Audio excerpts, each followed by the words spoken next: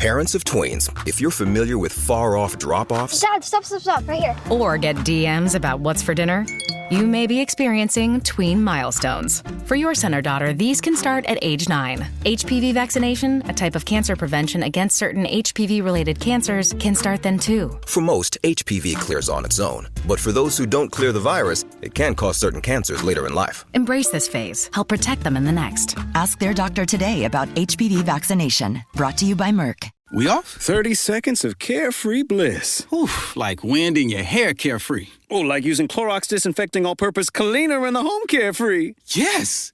Like dog slobbing on the coffee table and cleaning it with Clorox Carefree. He's on a roll now. Spit toothpaste on the faucet. You got it. You got it. Peanut butter on the light switch. Oh, spritz, spritz. Spritz, spritz. Clorox, man. Clean feels good. Okay, we're back. Use as directed. This podcast contains adult themes and language, and some of the things that we discuss may be disturbing to some listeners. In this podcast, we discuss sexual assault, torture, race, and murder. Listener discretion is advised. Please take care of yourself.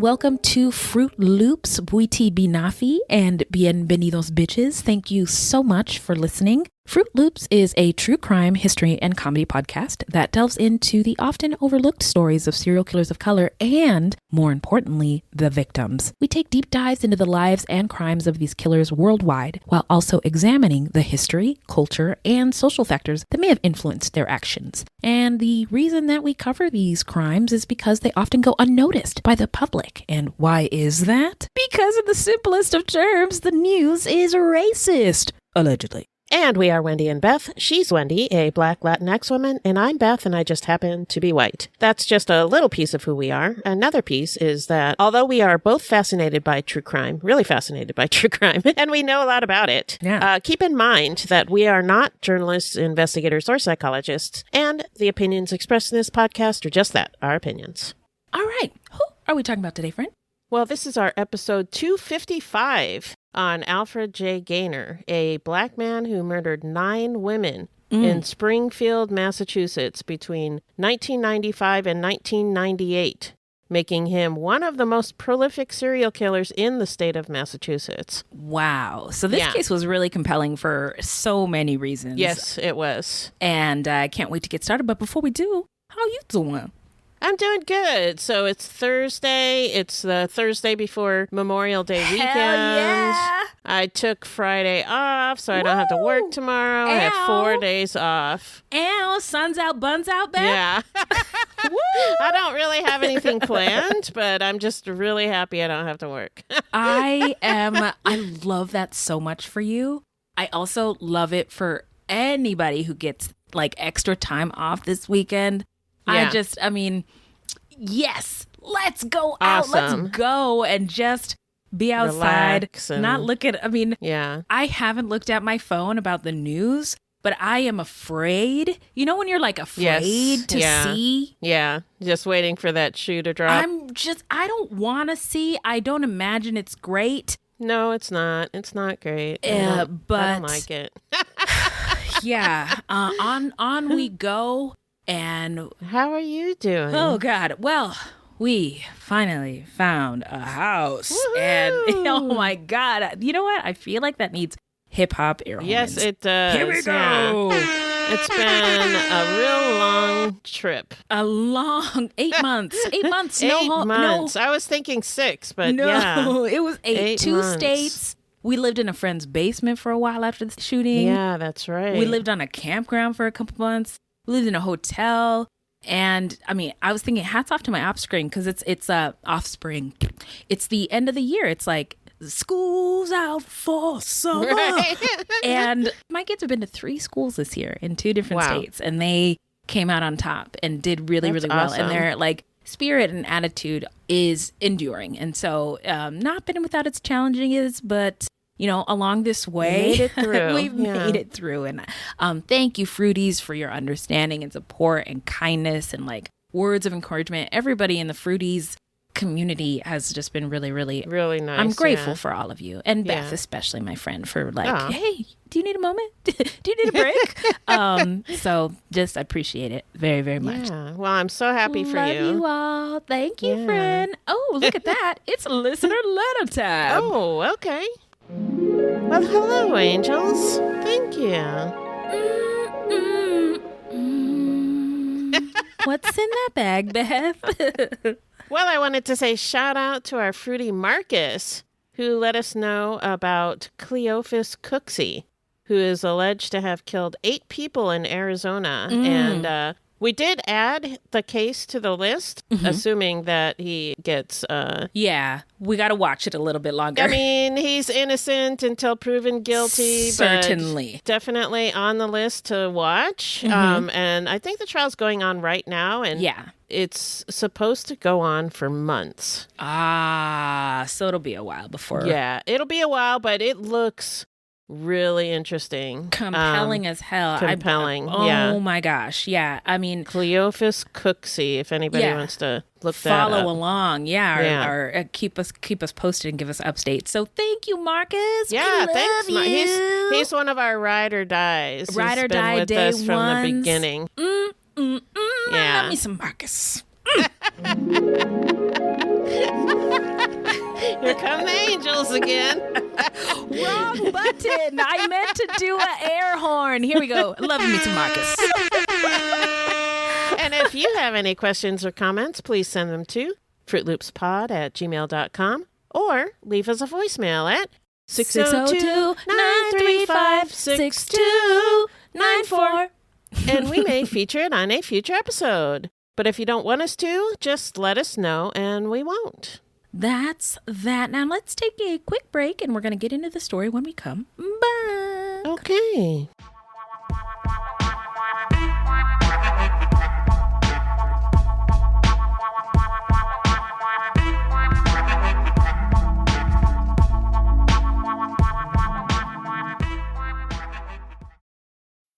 Imagine this.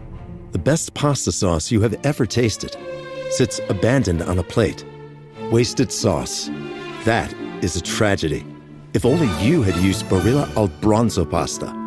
Its bronze-cut texture holds your sauce and scoops up every last drop. The Italians call that scarpetta. Capture sauce the Italian way. Barilla al Bronzo.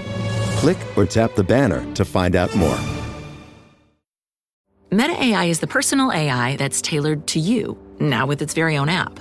It's built to get to know you, offering helpful answers and inspiration. Looking for something to add to your bucket list? Meta AI goes beyond traveling the world. It remembers you're a basketball fanatic and suggests you attend one of the playoff games. Just start typing or speaking to get the answers you need, wherever and whenever, because Meta AI is your personal AI. Download the Meta AI app, now available on the Apple App Store and Google Play. We're back. Remind us, Beth, who is the subject today? Alfred J Gaynor, one of the most prolific serial killers in the state of Massachusetts, and he murdered at least 9 women in Springfield in the 1990s. Yeah, Massachusetts. Never been, but the accent is really something to behold. So now, I think it's just Baston. Baston. Yeah, or what else? I don't know if everybody in Massachusetts talks like that or if it's just Boston. Because, you know, I lived in Connecticut and it borders Massachusetts. And I used to go, one of my favorite places to go, nerd stuff, was a living history museum. Ooh. What was it called? Old Sturbridge Village was the name of it. You'd probably hate it. Wait. I love I love a museum, girl. I love a museum. So it's a living history museum. So they have like a lot of old buildings that people lived in way back when. Oh, so they just like maintain the property. They maintain the property, and then people who work there, they dress up. And they like bake bread and make candles and do all that stuff while you walk around and look at the museum? stuff. That's the museum. That's so cool. That is so cool. But it's like colonial stuff, so I figured you'd hate it. Oh yeah, I do hate colonial stuff very much. But the idea of a living museum sounds really fun. Oh man. It's like, there should be I feel like there should be more. It's like a Ren Fair. Yeah. Wow. Yeah, I'm going to have to look into that. Okay. Now we are going to get into the love and light section of our show. This is where we just convey rest and power to the victims whose lives were cut way too short. They were ripped from their communities and this world, and love and light to their loved ones and their communities who were left in the wake of this crime. The victims were Vera E. Hallams, 45, Amy Smith, 20, and her 22-month-old daughter, Destiny, Jill Ann Ermelini, 34, Robin M. Atkins, 29, Joanne C. Thomas, 38, Yvette Torres, 33, Loretta Daniels, 38, Rosemary Downs, we're not 100% sure about her age, might have been 42 or 43, Joyce Dickerson, P.A., 37. And it also should be noted that these victims had among them 16 children who were left behind. And that's a lot of kids who are left just holding space moms. For like how monumental of a loss that is. Yeah. For such a high number of. Yeah. It blows my mind. Yeah. So now let's get into the setting. Take us there, Beth. Well, the setting is Springfield, Massachusetts. And before European invasion, the area was inhabited by the Agawam people, a subgroup of the larger Pocumtuck Confederacy, a loose alliance of tribes in western Massachusetts and parts of Connecticut and Vermont. When English settlers arrived in the 1630s, the Agawam initially entered into a peace agreement and land transactions with them. However, disease, especially smallpox, and increasing settler encroachment drastically reduced the indigenous population. So they were responsible for the death of a lot of people, a lot of the indigenous population. Yep. And by the late 17th century, wars as a result of years of escalating tensions stemming from colonial expansion, land disputes, and cultural clashes led to the near total displacement or death of the Pocumtuck people. Springfield was founded in 1636 by English colonist William Pynchon and is one of the oldest cities in the United States. Situated on the eastern bank of the Connecticut River, the modest agricultural and trading outpost thrived early on due to its strategic position at the intersection of key New England trade routes. And here's a fun fact. Ooh. Yeah, fun facts. While the witchcraft hysteria of the 17th century is most famously linked to Salem, Massachusetts, Springfield also experienced its own wave of witchcraft hysteria. Colonial life was difficult, marked by harsh conditions.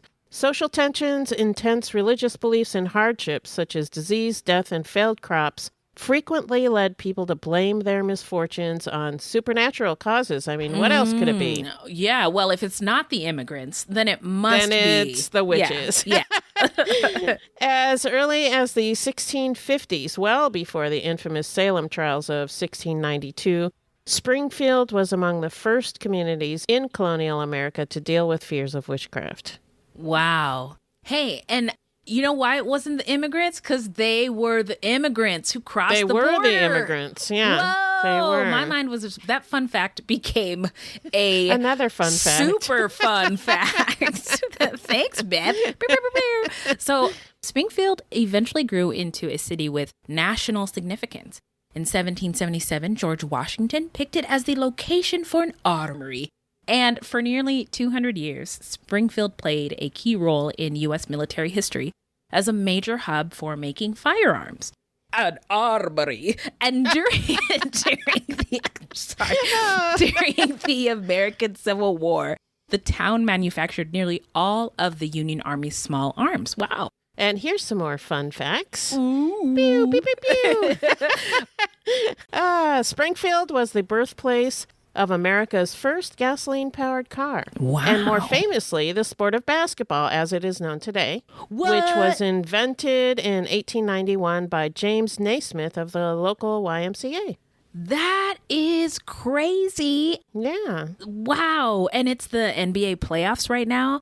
I don't know who's playing. I just try to play along so old Whitey doesn't feel like Right. alone. Yeah. But that is so crazy. And basketball was a game invented for children. And look at it now. Yeah. Did you know that? Yeah. Just to keep them busy in the wintertime. Right. And look at them now. Look at them now. Very fun facts. So Springfield also has a rich and resilient Black history that dates back to the city's colonial beginnings. Both enslaved and free Black people lived in Springfield as early as the 17th century. Black residents in Springfield actively resisted slavery and worked for freedom. Slavery was effectively abolished in Massachusetts in 1783. And by the 1800s, the city had become a crucial stop in the Underground Railroad, serving as a key station where enslaved people fleeing north could find food and shelter. I love that. Yeah. I was just thinking at the beginning of this, Massachusetts, maybe not for me. But But maybe it is for you. But maybe it is. So the city's white leadership, including the influential publisher of The Republican, one of the nation's leading newspapers, were deeply involved and emotionally invested in the anti-slavery movement. Tight.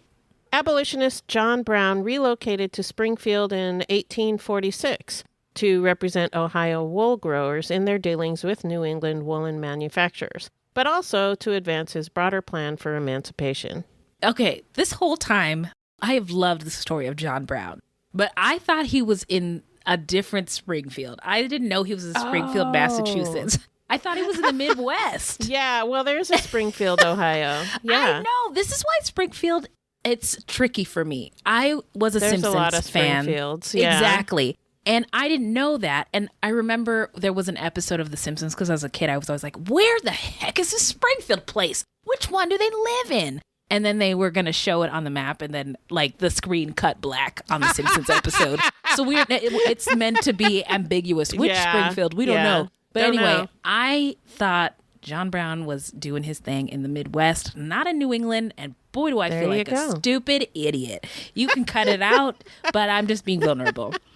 So the 20th century brought a new wave of change as the Great Migration brought Black people from the South to Springfield in search of better opportunities and also less violence. Yeah. And Springfield's Black community flourished, building neighborhoods, founding churches, and organizing for civil rights. The Urban League of Springfield, founded in the 1920s, is one of the oldest chapters in the nation and continues to serve the community today. It is part of the National Urban League, a historic civil rights organization committed to empowering Black Americans and other underserved communities through economic advancement, educational access, and the ongoing fight for civil rights. Lovely stuff. Yeah. In the 1990s, when the crimes took place, the city had nearly 157,000 residents. It was majority white, around 63%, with about 19% Black people, which is a higher percentage than other places in the country, for sure. Yeah. 16% Latinx and 1% to 2% Asian or Pacific Islander. So now let's get into the early life of Alfred J Gaynor. Tell us, Beth. So Alfred Gaynor was born on December 10th, 1966, in Springfield, Massachusetts, to John and Plushia Gaynor. We could not find much about John, but Plushia was originally from Byronville, Georgia, and moved to Springfield in 1957, where she worked as a nurse's aide. She had a total of 8 children. Some of them were with John, and some of them, I think, were with a former husband. Okay. Because they had different last names. But so she had a lot of kids. Yeah. And she herself had 12 siblings, so big families. big families. Yeah. Yeah. That's a lot of kids. Yeah. Too many for my taste. Yeah, for me, but also, I mean, that's people you have to, that need things to sustain life. Yeah. And it's so much. Yeah. Yeah. I can imagine. We don't know anything about Alfred's childhood or what it was like, but his gym teacher from high school said that he was good at sports and made friends easily and that he got along with his classmates. The teacher described him as, quote unquote, all boy, meaning that he was energetic and prone to mischief. But he noted that he never had any personal issues with him. However, some of the other teachers did complain about him, though it's unclear what about. It seems that Gaynor dropped out of school after the 10th grade. So he grew into a large, burly man standing about 6 feet tall. And throughout the 1990s, he held a variety of jobs, working as an auto body repairman, a machinist, a handyman, and even as an amateur barber, cutting hair for kids in the neighborhood. Wow. Yeah. A father of 3, Gaynor was described by a neighbor as a friendly man who was trusted enough to look after her children. However, he developed an addiction to crack cocaine and spent time in and out of substance abuse recovery programs. This was the 90s, in fact, when the war on drugs, aka war on people of color and poor people, really was ramped up. And a lot of people were impacted by it adversely. Yeah. One ex-boss said Gaynor was an erratic worker with a chronic drug problem who once stole tools from him. But he also noted that Gaynor was likable and easygoing and that he personally did not see any signs of violent behavior. But in 1996, Gaynor was charged with raping and assaulting an ex-girlfriend. He was acquitted of those charges in 1997, with the jurors citing a lack of evidence. So here we go. Now we're going into the timeline. Hit it, Beth. According to court records, in the 1990s, the Worthington Federal Street section of Springfield was an area known for sex work and crack cocaine. Gaynor's brother later said that he drove Alfred Gaynor to that neighborhood several times, and that Gaynor had divulged to his brother that he had anal intercourse with the women that he met there. Thanks for that info, bro. Yeah, I would say TMI. TMI. But it's interesting that, you know, his sexual history was dug into after this case, and people found this, you know, information. And right now we've got Sean P. Diddy Combs on trial, and people are digging into his sexual background. And it is just interesting to see how the kinds of things the that they'll divulge. that people, not depravity, but everybody's got kinks, right? I'm not here to kink shame. And so I guess what I'm getting at is there's nothing wrong with the fact that what's wrong is he ended up killing people and stealing, right? But having sexual kinks is not a bad thing. That's all I'm trying to say. No, my thought is like, why is he talking about it? But maybe these brothers talked about that kind of stuff. I don't know, but it just seems weird to me. Yeah. But I'm not a man, so. That's true. I'm not either. Yeah. I guess we'll never know. Nope. What that's about.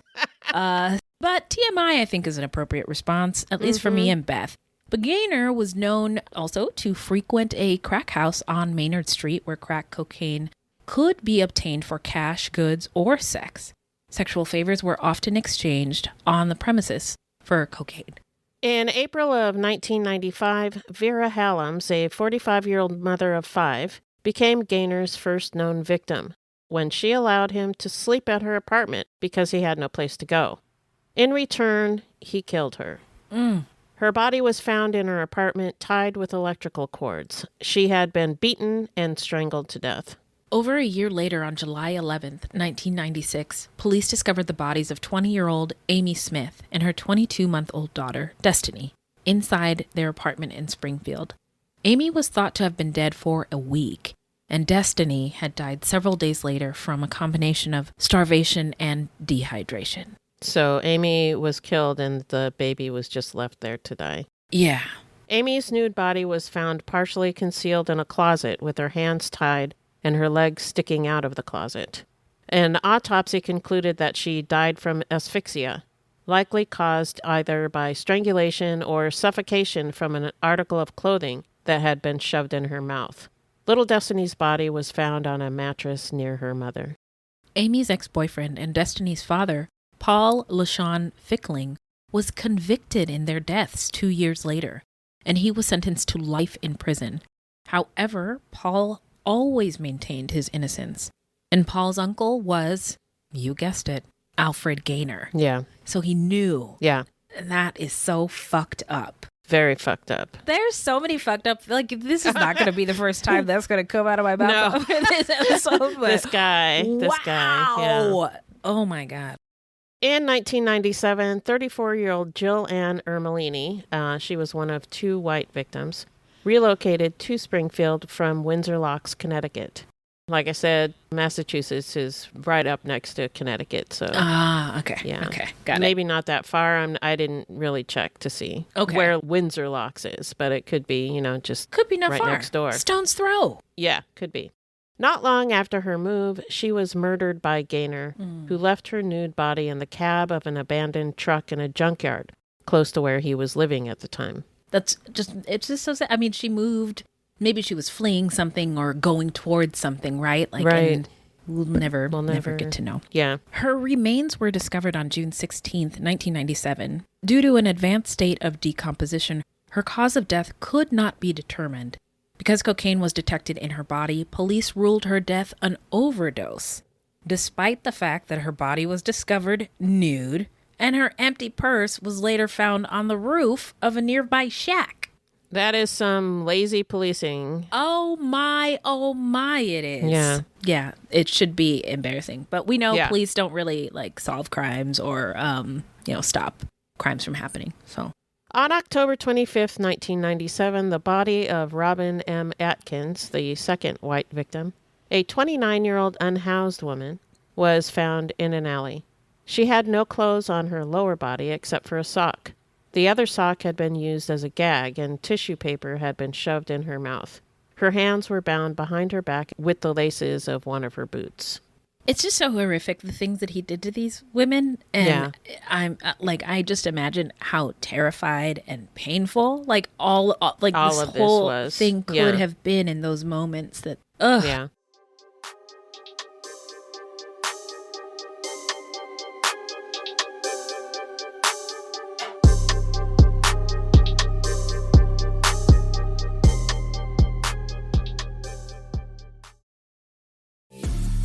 This episode is brought to you by Amazon Business. How can you free up your team from time-consuming office tasks? Amazon Business empowers leaders to not only streamline purchasing, but better support their teams so they can focus on strategy and growth. Free up your teams and focus on your future. Learn more about the technology, insights, and support available at amazonbusiness.com. My favorite thing about Shipt since I signed up for Target Circle 360? No price markups when I order same-day delivery from tons of local stores. Only a handful of alcohol retailers and items don't count. I won't lie, I've had too much fun being like, markups on groceries? Not in my fridge. Markups on pet food? Not for my DOG. Markups on tools, electronics, home goods, meds? Not in my house. Anyway, it's awesome. Order now at shipt.com/360. Terms apply. So Gaynor was a friend of Robin's family, and they had known him for almost a decade. One relative later said that Gaynor never expressed hatred towards women or anything like that. Yeah. On October 31st, 1997, at about 10 p.m., Joanne C. Thomas, 38, put her 2 children to bed in their second-floor apartment on Worthington Street. Sometime between midnight and 12:30 a.m., a first-floor tenant heard a scream of pain, followed by a thud from her apartment. Joanne's son discovered her body on the living room couch after he awoke at 7 a.m. on November 1st. Her naked body was covered by a blanket, and a towel had been placed over her head. Her hands were bound behind her back. She had been sodomized with a flower vase. An autopsy revealed that death was caused by asphyxia due to manual strangulation. Gaynor's thumbprint was later identified on a broken ashtray found in the living room, and his palm print was identified on a hair gel container. On November 15th, 1997, Gaynor sexually assaulted and murdered Yvette Torres, a 33-year-old mother of 2. The two had grown up together in the same neighborhood, and she was considered a close family friend. After he murdered Yvette, he stole video games belonging to her 11-year-old son. What? And sold them to buy crack cocaine. Oh my fucking And it God. was not only that, it was that same son who discovered his mother's body wearing only a shirt and slumped against the bathroom door. Yeah, this guy's fucked up. Yeah. And by the way, Beth, like, I researched cases not as, I guess maybe not as thoroughly as you do, but some of the facts that you're spitting to me, I didn't know. That it was the same son who found her, and that those were the video games. Yeah. I just don't even know I don't know what to say. So despite witnesses reporting that Gaynor had been seen with Yvette shortly before her death, like Jill Ann Armelini, because she had cocaine in her system, police concluded that she had died of an overdose and no investigation was opened. More lazy policing. Yeah. Yeah. Messy hoedness for sure. In late January 1998, 38-year-old Loretta Daniels vanished after being seen with a man. A mother of 3 and an employee at Springfield Wire Company, Loretta was a petite woman, standing just 4'11", and she was affectionately known to loved ones as Little Bit. I love that the hood called her Little Bit. Yeah. So when she failed to return home, her family grew concerned and began searching for her. One of her sisters, who shared a bank account with her, checked the account and found that no money had been withdrawn. Shortly afterward, the family filed a missing persons report. On the morning of February 2nd, 1998, around 9 a.m., the partially clothed body of Loretta Daniels was found in a narrow alleyway near the State Street Post Office in Mason Square, just a few blocks from Maynard Street in Springfield. A man passing by discovered her body. Her sweatshirt had been pulled over her head, exposing her upper body, with her arms stretched above her. A sock had been forced into her mouth. An autopsy later determined the cause of death to be manual strangulation. Another passerby, a minister, respectfully covered her body. Her family learned from a news report that a body had been found. They went to the scene and confirmed that it was her. The positioning, the souvenirs, the knowing these people, being family friends, as we move along, it was gross from the start, but it just gets worse and worse. Yeah. This is really horrifying. And wow. Okay, so on the evening of February 11th, Rosemary Downs was found dead in the bedroom of her apartment, located just a short distance from Maynard Street. Her body was discovered by her 25-year-old son. Rosemary had recently completed her nurse's aide certification and was actively looking for work. Known for her vibrant personality, she enjoyed cooking, reading the Bible, and solving crossword puzzles.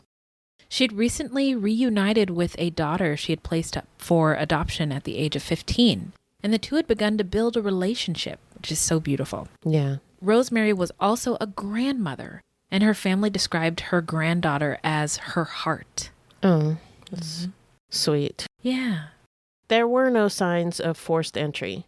Her clothing had been pulled up around her head. The night before her death, Rosemary had been seen with Gaynor on Maynard Street. Investigators later identified Gaynor's palm print on a ceramic coffee mug found on a dresser in her bedroom. An autopsy revealed signs of strangulation. However, the cause of death was asphyxiation due to a sock lodged in her airway. So that's something he liked to do, is shove things in people's down people's throats, down women's throats. Yeah. It's to silence them and sometimes kill them. Yeah. Awful. Just a few weeks later, on the night of February 18th, 1998, around 11 p.m., Gaynor, 37-year-old Joyce Dickerson, PA, and another woman visited the Springfield home of a third woman, where the group smoked crack cocaine. Gaynor was familiar to Rosemary's family, as their families lived in the same neighborhood. After running out of crack, they set out to find more. Joyce had a pair of gold Mickey Mouse earrings they attempted unsuccessfully to sell. At one point, they drove to Holyoke in Joyce's car. Upon returning to Springfield, Joyce drove off with Gaynor in the front passenger seat. She was never seen again alive. The following day, on February 19th, Joyce's teenage daughter filed a missing persons report with the police.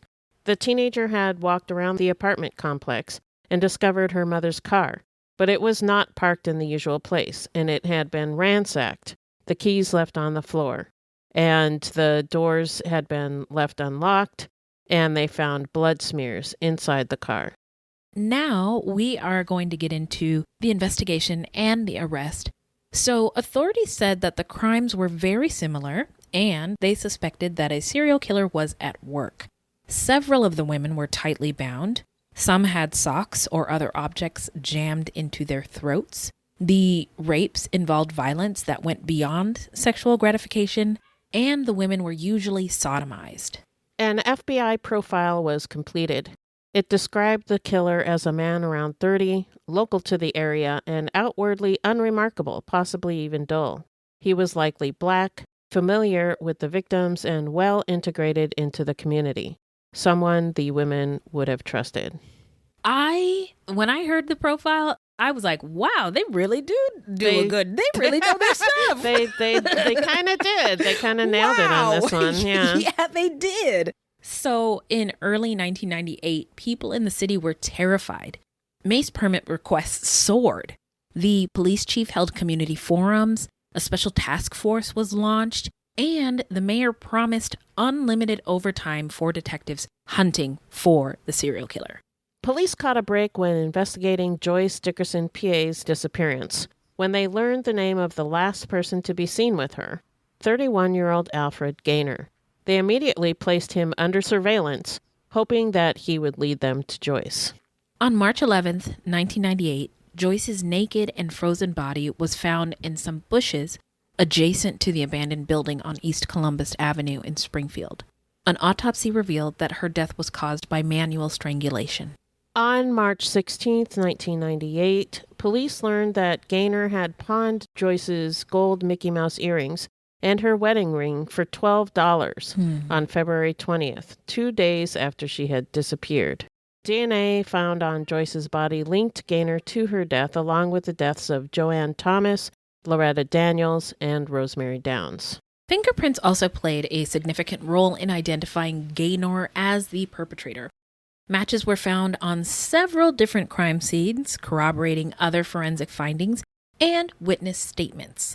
That's good police work. Yeah. It only took them several years. Some witnesses reported seeing Gaynor in the vicinity of crime scenes around the time of the murders. So, were you going to say something? No, go ahead. I was going before my time. Go ahead. Oh, you were so excited to get into the trial. So excited. Let's get into the trial. Tell us, Beth. Tell us what?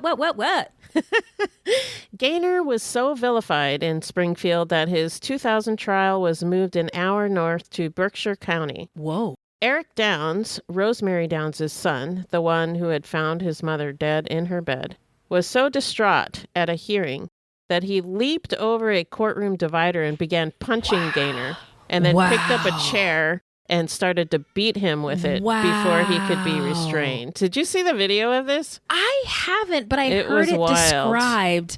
And also, just knowing that happened, like, it feels like that's a very reasonable response. He kind of deserved it. This young man, where this guy, he deserved it. And I am surprised that kind of thing doesn't happen more often. You know, we're forced to deal with this system that requires us to have decorum in this room, and there's a, referee who's a judge or whatever. But oftentimes the system doesn't work.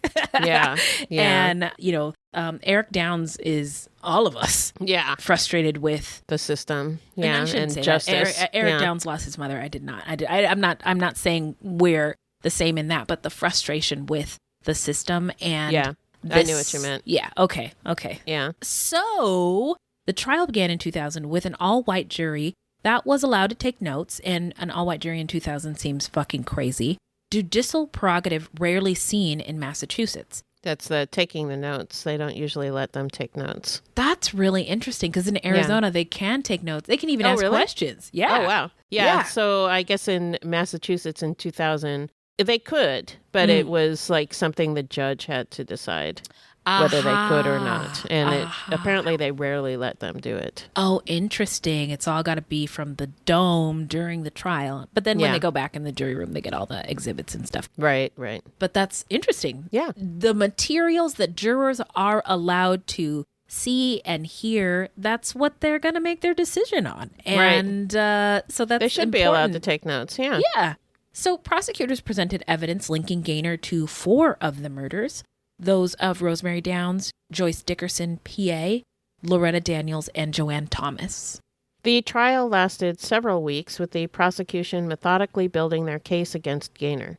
Their strategy focused on presenting overwhelming forensic evidence and emphasizing Gaynor's pattern of targeting vulnerable women, many of whom struggled with substance abuse. Here we go. DNA samples, fingerprints, fiber evidence. All key components of their case that played a crucial role in connecting Gaynor to the crime scenes.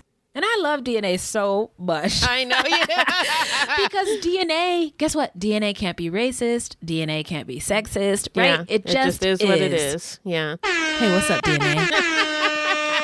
Hey, how you doing, girl? So that played a crucial role in connecting Gaynor to these crime scenes. And the court heard details of his modus operandi, which often involved strangulation and sexual assault. Witness testimonies painted a picture of Gaynor's actions. They also highlighted Gaynor's criminal history, which included prior convictions for assault. The defense team attempted to cast doubt on the reliability of the evidence, questioning the handling of crime scene materials and suggesting potential contamination. So they tried to OJ it. I see. And again, the system works and sometimes it doesn't. So yeah. And you know, sometimes as a defense lawyer, you don't really get a choice over who your client is. You just got to do the best you can. Yep. But they were unsuccessful, and Gaynor was convicted of the 4 murders of Rosemary Downs, Joyce Dickerson, PA, Loretta Daniels, and Joanne Thomas. Massachusetts has no death penalty, so on May 19th, 2000, Alfred Gaynor was sentenced to life in prison without the chance of parole. For years, Gaynor insisted that he was innocent. It wasn't until after the 2006 death of his 67-year-old mother, Plicia Gaynor, a woman described as his family's matriarch and one of his strongest supporters, that he admitted to the crimes. That's so interesting to me. Because of what he did to so many women. Yeah. His mom is a woman. He didn't want her to know. Yeah. Wow. Well, he also admitted to his involvement in 2 more deaths. Those of 20-year-old Amy Smith and her baby daughter, Destiny. In a 2008 interview, he told police and prosecutors that he kept quiet until after his mother's death because, quote, he couldn't destroy everything she believed in, unquote. He just didn't want his mom to know. Yeah, but he protected her and nobody else. Yeah, I don't think he protected her. He just didn't want her to know. Oh, I didn't think of it as any different, but it totally could be. It is, yeah. Yeah, you're right. Okay, yeah. Stop. I mean, I'm trying to be an optimist. I think he tried to make it sound like he was protecting her, but no, I don't think so. I don't think he was capable of. Yeah. Beth is right on this one. Go ahead. Gaynor said in a sworn affidavit that he killed Amy for $79 in food stamps. But he did not want his mother to know he was responsible for the deaths of the mother and her baby daughter, or for the incarceration of her grandson, Paul Fickling. Yeah. I forgot about that. Yeah. Oh, my God. You're right, Beth. It's pretty fucked up. It wasn't. Oh, it was just selfish. Yeah, very selfish. Everything he did was single thing super selfish. About this individual is so disturbing and unsettling. You wouldn't ever want a person like this in your life. But he is so embedded. And people like this are so embedded in our communities, and we never see him coming. And he is like the typical serial killer you hear about, who's like charming and friendly, and people like him, and then inside he's a devil. Yeah.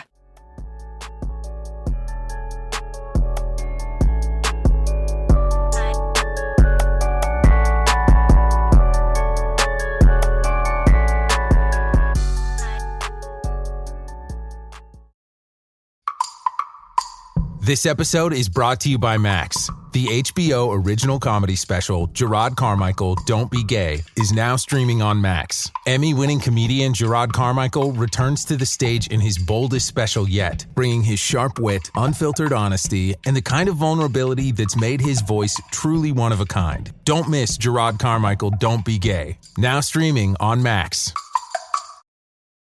And it's not until later, after everybody was like, what happened, that we learned from the gym teacher or the brother. He said this kind of thing. Oh, he would, you know what I mean? Like you can't see it until you have the benefit of retrospect. And, sometimes you never will see it. Yeah. And that's weird. The most horrific part. Yeah. Yeah. Well, great. This has been so much fun.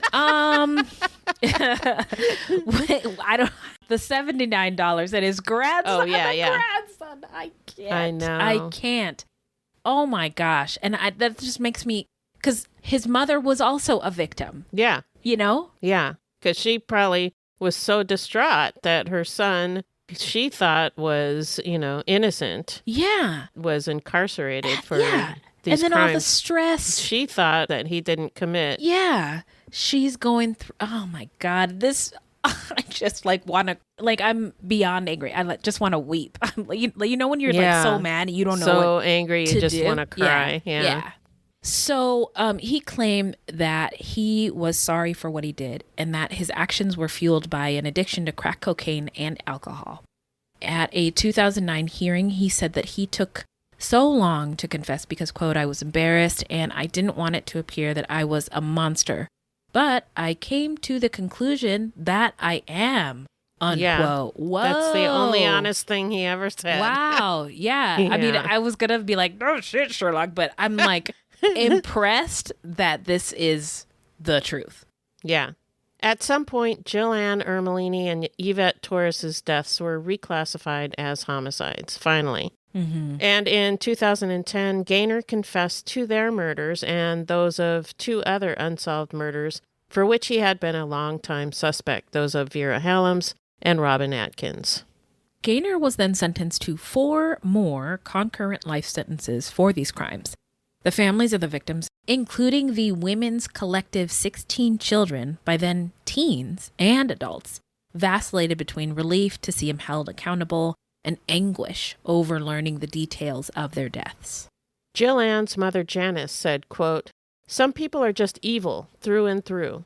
When he finally confessed, I felt like a weight was removed from my shoulders. But that day in court, when I heard the gruesome details, it's different. There's no peace. It goes through my mind constantly, unquote.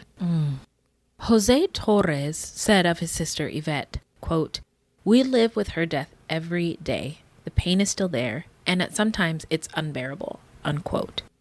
So, where are they now? Tell us, Beth.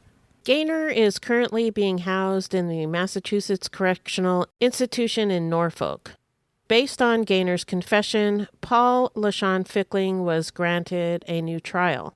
He ultimately accepted a plea deal, pleading guilty to manslaughter. That's absolute straight bullshit. They were alleging that they did it together, which we'll get into it, yeah. Okay. The agreement carried a sentence of 19 to 20 years with credit for the 14 years he had already served, making it a less risky option than going to trial and potentially facing a life sentence. Right. He had given up enough time. I don't know what I would do in that situation, but that is what he did. And as part of the deal, he had to admit, quote unquote, admit involvement, which he did. Some people have said that had he told the truth at the beginning, Gaynor likely would have been captured before he killed again. However, I don't think Paul was involved at all. Yeah. He was just doing what he needed to do to get out of prison. Mm-hmm. That's just my 2 cents. I really don't think he was involved in it. I don't think Gaynor so did either. it. Yeah. But he'd already served 14 years and facing another trial. And, being found guilty again, he would, spend the rest of his life in jail. Oh, my gosh. Yeah, no. Yeah. What a difficult decision to be faced with. Yeah. It's an impossible one. In 2017, Joanne Thomas's mother, Catherine Thomas, was recognized by the city council for her exceptional service to both her church and the Springfield community. The occasion also gave her a long-awaited chance to express her gratitude for the community's support following her daughter's tragic murder. According to the proclamation, Catherine had volunteered at local election polls, stepped in to raise her grandson and granddaughter after her daughter's death, and served as president of Church Women United, a group dedicated to the empowering of women of all faiths to promote social justice locally and around the world. She sounds like an amazing woman. She sure does. So now Beth and I are going to talk to y'all about our thoughts about this case. What, Beth? What? So Gaynor blames drugs and alcohol for what he did, but that ain't it. Nope.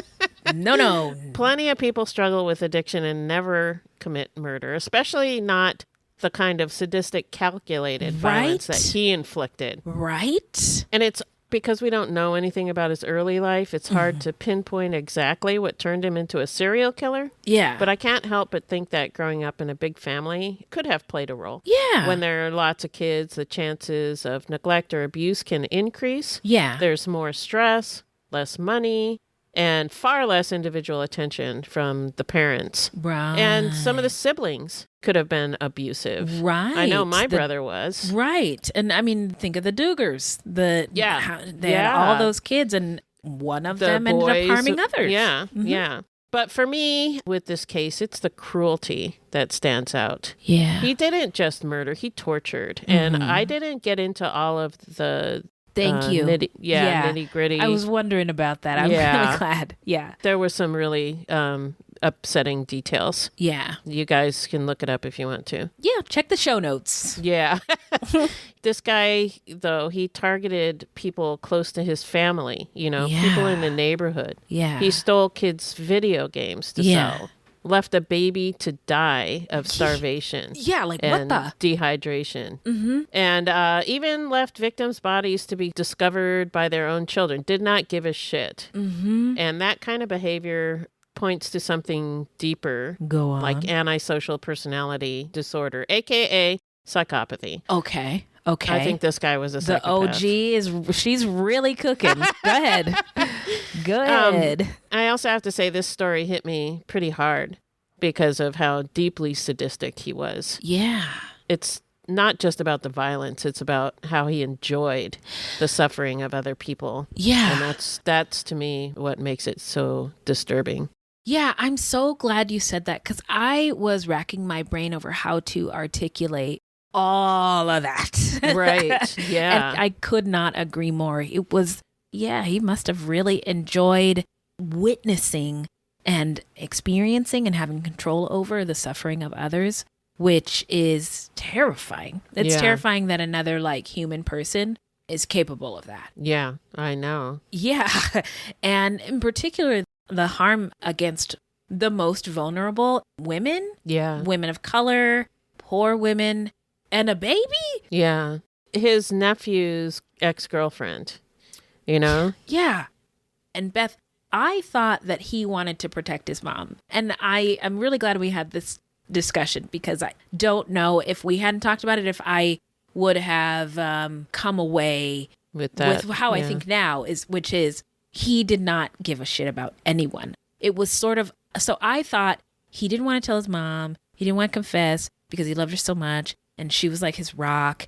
And that was really just an excuse, I think. And I was also frustrated that there were a lot of bodies over a long period of time. Yeah. And they had a lot in common, these women. And they had a lot of information. He was seen with several of them. Yeah. And because of who they were, what they were doing, their deaths were not worthy of investigation, which is so frustrating.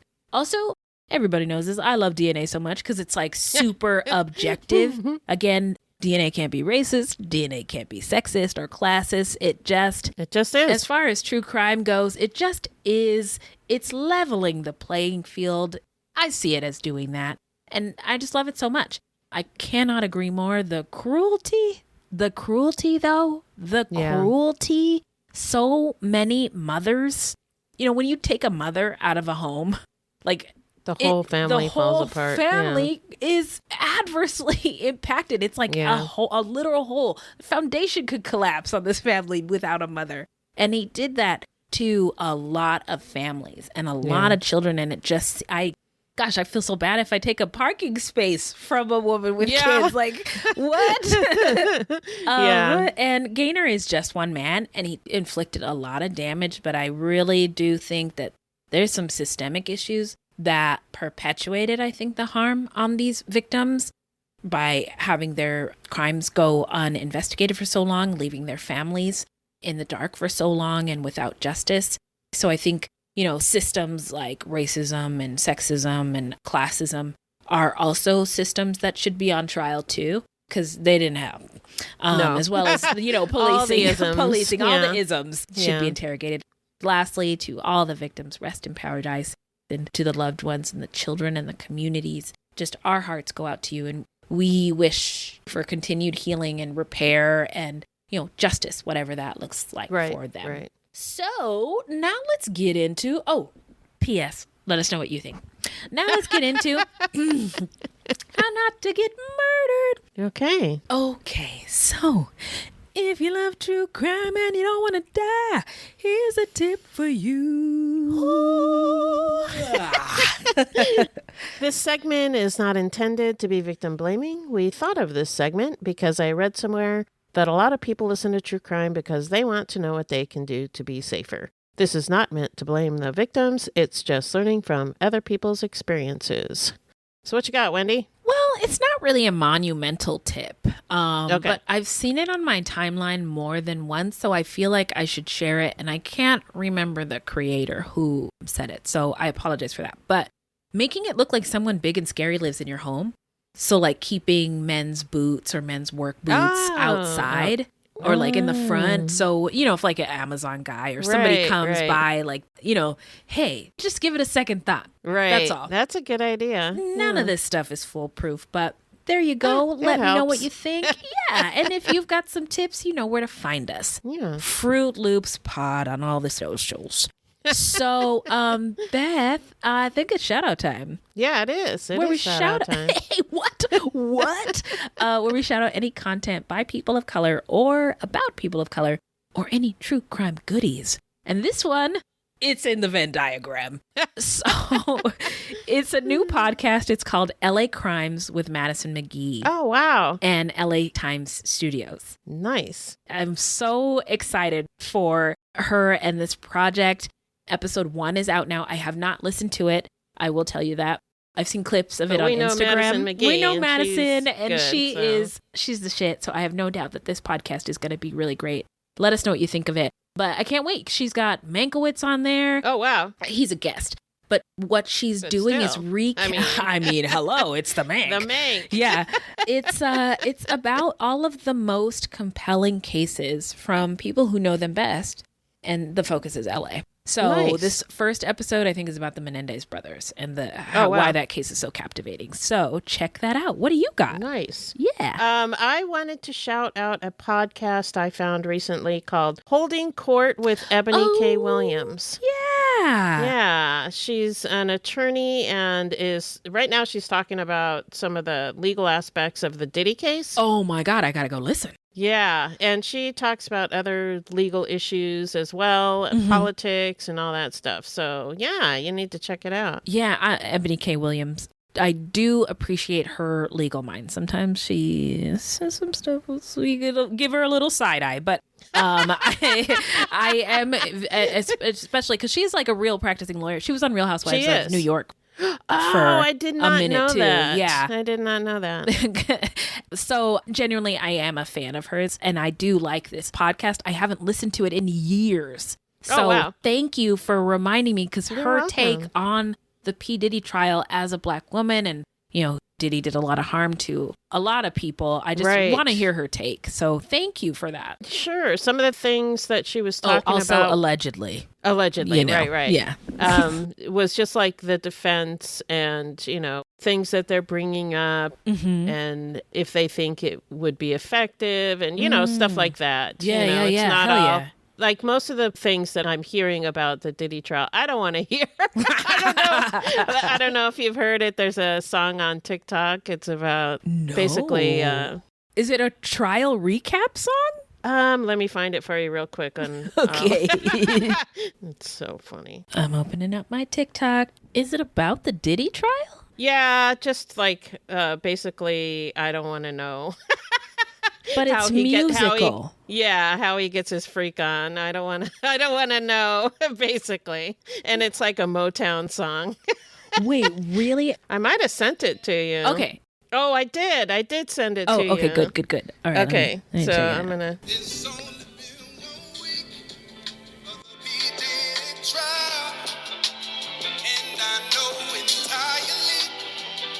Too much. And I know entirely too much. That is beautiful. Yeah, I sent it to you. I think it's like three videos back. Oh my God! Look, my inbox has 28 in them. Whoops! All from me. I love you. I love you so much. Okay. I'm gonna have a field day with this tonight. Okay, so just to recap. Right. All right. We're doing a podcast. What? Who are you? This is not my beautiful house. This is not my beautiful wife. So the shout outs are LA Crimes with Madison McGhee, wherever you get your podcasts, and Holding Court, podcast hosted by Eboni K Williams, wherever you get your podcasts. All right, Beth, where can the people find us? Our website is fruitloopspod.com, and we use Fruit Loops Pod for all of our social media. The footnotes for each episode can be found on our website. Plus, check it out for the different ways that you can support the show. You can also join us on Patreon, where we have hundreds of hours of bonus content. You can also support us by supporting our sponsors, or by giving us a 5-star review. 5 stars only, please. Don't forget to subscribe. That's right. Now, this is a weekly podcast, and episodes drop on Thursdays. So until next time, look alive, y'all. It's crazy out there.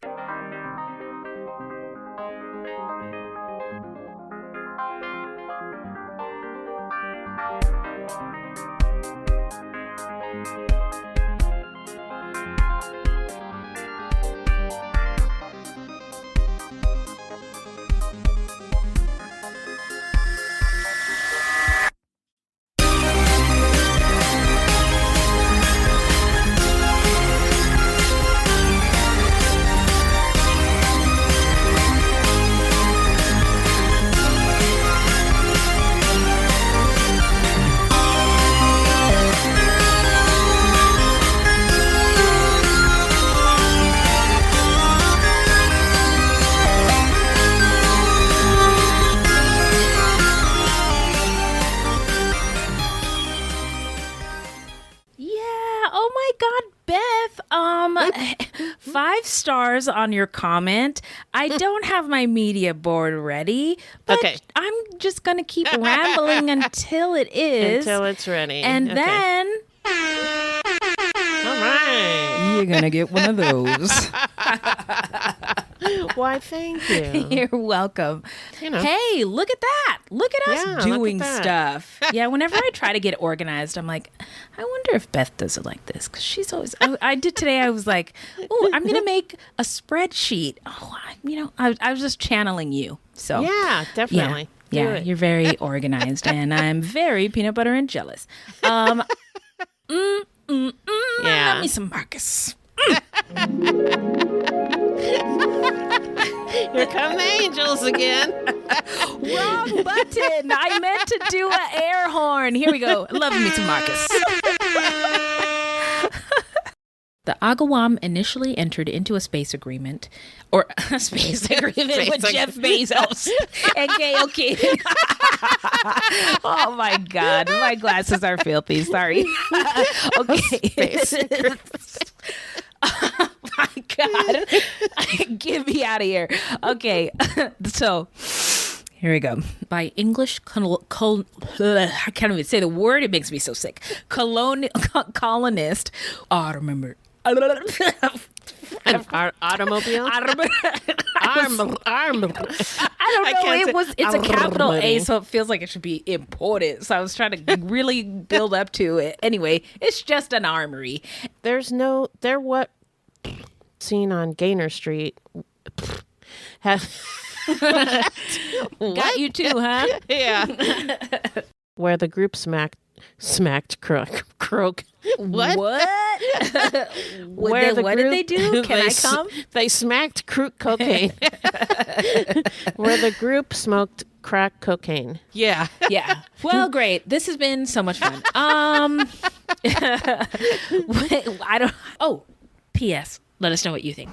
Now let's get into. Right. All right. We're doing a podcast. What? Who are you? Okay. Another sip. I'm gonna put the bottle to my lips. Well, Fruitloops Vineyards. Fruitloops wine. Oh my God, that sounds terrible. Does it? Oh my God. No, I mean, I'm just thinking a wine made out of Fruit Loops. Oh my God. You know what? But I mean, thinking about it, like, what if we did have a vineyard someday and we use the wine? Awesome. We use the wine to like help victims of crimes or something, you know? Like, just say, people are going to drink the wine anyway. So what, maybe we use it to help, I don't know, just to, my mind is all crazy right now. So, all right, okay. back to the story.